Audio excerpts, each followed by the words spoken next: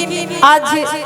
जन्म दिवस बबुआ के और में सोहर गावे के बुलावल गइल बा कि बधैया बाजे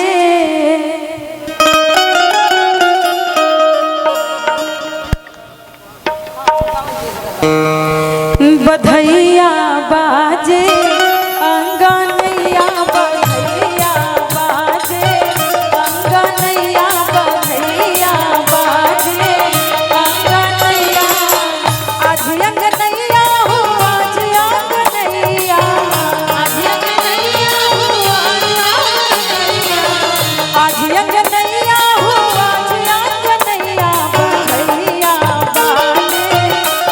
अंगनैया बधैया बाजे अंगनैया बधैया बाजे अंगनैया बधैया बाजे अंगनैया।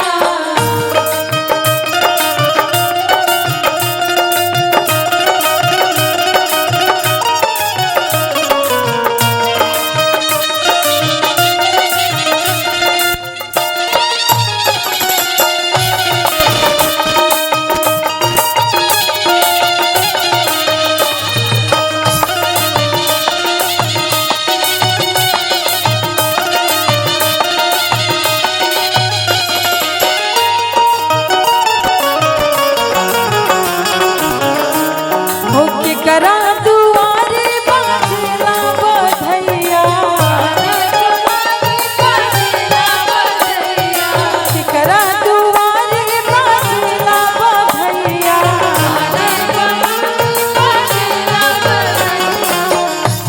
बधैया बाजे अंगनैया बधैया बाजे अंगनैया बधैया बाजे अंगनैया।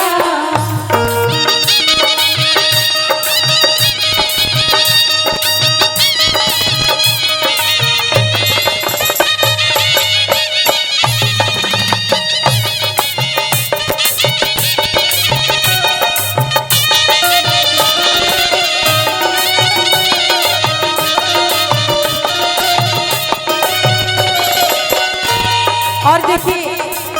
इहे लई पे एगो और गीत गावल जाला राजा दशरथ जी के घरवा आज जन्मे ललनावा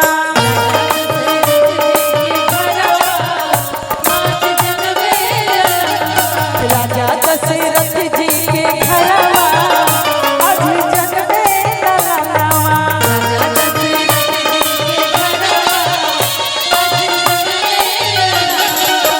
जन्म ललनवा हो जन्म ललनवा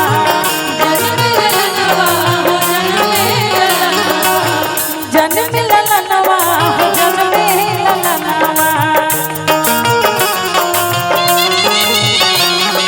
राजा दशरथ जी के घरवा हो आज जन्म ललनवा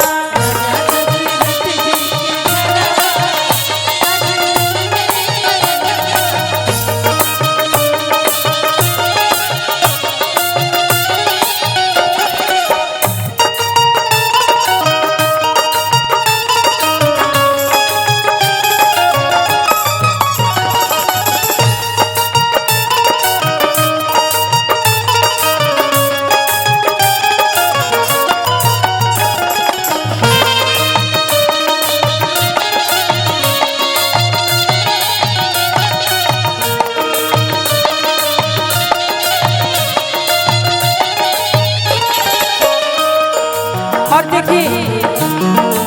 बबुआ के दादी नानी गिरीश चाचा जी की तरफ से बहुत बहुत आशीर्वाद। और हम चाचा कहनी तो खराब ना लागल रहुआ के काहे कि बहुत ऐसा कार्यक्रम में गई बनी तो लोग हमारा दादियों की उम्र के बाद तो कहला कि भाभिए कहो हमरा के रानी कौशल्या हो मोहर लुटावे मोहर लुटावे हो मोहर लुटावे रानी कौशल्या हो मोहर लुटावे मोहर लुटावे हो मोहर लुटावे आज जुग जुग जी